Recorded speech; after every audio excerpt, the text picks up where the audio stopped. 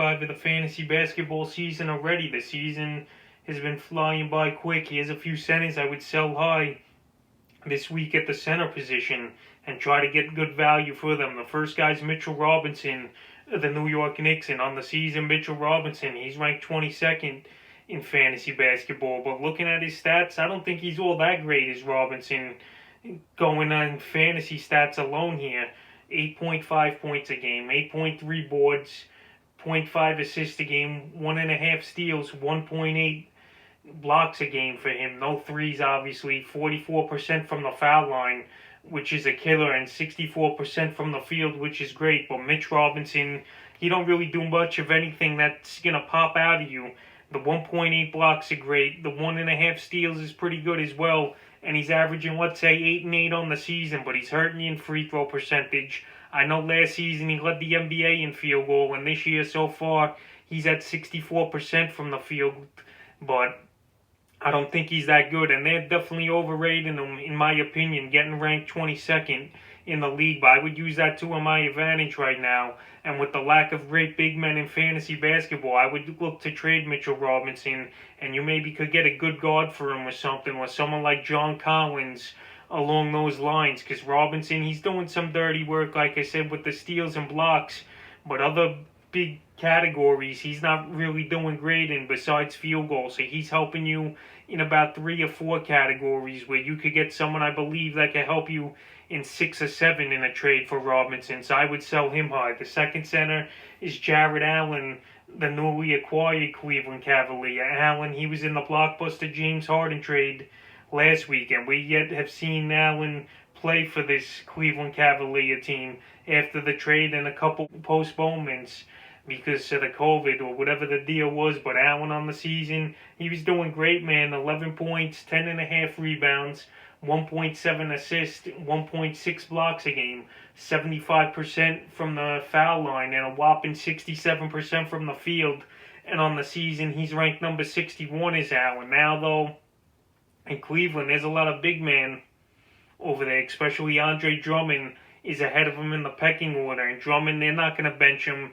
Allen, he's not going to play over Drummond, I believe. Drummond, he's having a monster season for the most part, and they're paying him about $20 million this Cleveland. Unless they find a trade partner for Andre Drummond, the Cavs, he's going to play major minutes. Allen, he really can't play the powered forward position. Right now in Cleveland, they got a lot of bigs, like I said also. You got JaVale McGee, who's on the trading block. You got Allen, you got Drummond, you got Kevin Love, you got Osman, who's a stretch 4 or 3 most of the time. So they got a lot of guys in Cleveland, and I think Allen, he's not going to play the 30, 35 minutes he was starting to play over there in Brooklyn. More like 20, 25, which is still decent, but I'm not expecting huge stat lines like we saw early in the season from Allen. So if I could get decent value for him or add him on with someone else in a trade to get a top-tier guy, that's what I would do. The next center I would sell high is Nikola Vukovic or the Orlando Magic. Vuk, he's shooting lights out this season. And every season it looks like he's improving, is Vukovic. But on the season right now, he's ranked number 2, which is out of control in my opinion for Vuk. What a season it's been. 22.9 points a game, 11 rebounds, 3.5 assists. He's even giving you 1.3 steals, 2.6 threes made per game, which is up 1 3 a game from last season. And his points per game is up 3 as well, 80% from the line and 51% from the field. So Vukovic, he's shooting at an amazing clip from 3-point range for a guy his size and playing center. So Vuk this offseason, it looks like he worked on his 3-point shot. He's improving a lot, but to be ranked number 2 right now in fantasy basketball, I don't think he's going to sustain that. And Vukovic, we know coming into the season, he was a second, third rounder, 4th at worst, and he's a great player. But him to be ranked number 2 right now, I would try to take advantage and try to trade him for like an Anthony Davis or Kevin Durant if you could. Those type of deals for Vukovic, because I don't think he's going to be ranked in the top 5 to end the season. Maybe the top 15 or 20, but no way in the top 5. So if I could get a bona fide stud, even better than Vukovic the rest of the way, that's the type of trade I would make. Obviously, I'm not just going to dump him for anything, but if I could get 2 solid players or one player who's just about there with him, who I believe would be better the rest of the season, that's a deal I would for Vukovic. So sell him high. If you don't get good value for him, keep him, obviously. The fourth center's Chris Boucher of the Toronto Raptors. Boucher, he was on the list last week, and once again, he's on it here.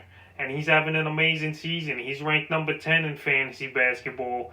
What a year it's been with him. 16 points a game, 7 rebounds, 2.5 blocks, 1 assist, even 1.8 threes he's giving you, and a whopping 60% from the field and 78% from the line. So Booker, I don't think he's going to keep up these stats, especially the 60% from the field, because he takes a lot of three-point shots for a big man, 3 or 4 a game, and there's no way he's going to sustain 50% from three-point line and 60 from the field, in my opinion. So right now, his value's at an all-time high, and I don't think he could go up from here, Booker. He's just putting on crazy games of late, 20 and 10s with 3 or 4 blocks a game when 2 or 3 threes made a game. I don't think it's going to keep up for him. Teams are going to start to figure him out, I believe, and actually pay attention on trying to stop him instead of just Pascal Siakam. So Booker, he's been a great story. He's earning his contract, that's for sure.